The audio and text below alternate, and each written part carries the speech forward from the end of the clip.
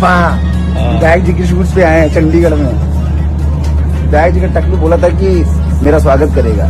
पवन भैया अपने नाजायज औलाद को समझा लीजिए। देख आ गया हूँ, अब स्वागत कर देखता हूँ तेरे इस पूरे टीम में किसकी औकात है, किसकी तथा है स्वागत है। हम लोग लड़ाई झगड़ा नहीं करेंगे, गुंडे नहीं है, लेकिन इज्जत की बात आती है तो थोड़ा आ जाते हैं कहीं पे।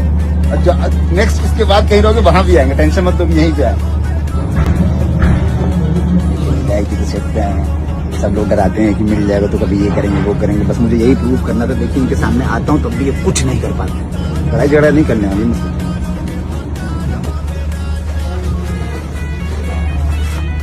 दिखा दीजिए, दिखा दीजिए, जल्दी दिखाइए।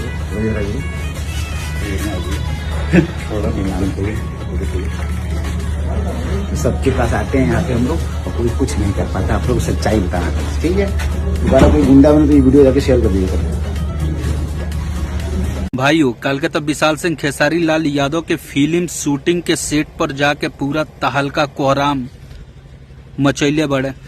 और खेसारी लाल यादव के टीम मेंबर जे संजय यादव कुछ दिन पहले पोस्ट करके, मतलब पोस्ट के माध्यम से ही बोल रहे जे पवन सिंह अपना नाजायज औलाद विशाल सिंह के समझा देवे के, तो विशाल सिंह अपन स्वयं के स्वागत करावे खेसारी लाल यादव के शूटिंग सेट पे पहुंच गई बड़े। लेकिन वजह संजय यादव के अते पता नहीं है। कश्मीर से कन्याकुमारी तक पूरा विशाल सिंह अकेले पूरा दहशत बना के रखा हुआ है बेचारा। मानना पड़ेगा कितना हिम्मती है। खेसारी लाल यादव के पूरा रेला के बाद खेसारी लाल यादव के शूटिंग सेट पे गई, कौन छोटा मोटा काम नहीं है।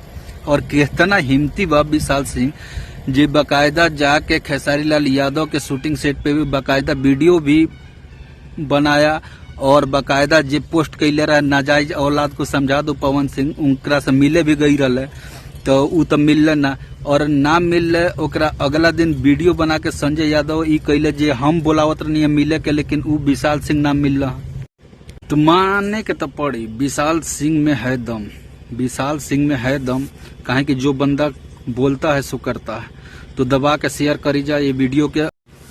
अकेले विशाल सिंह पूरा खेसारी टीम के मतलब फाड़ के रख लेगा। माने के पड़ी बेचारा काफी ज्यादा हिम्मती बा।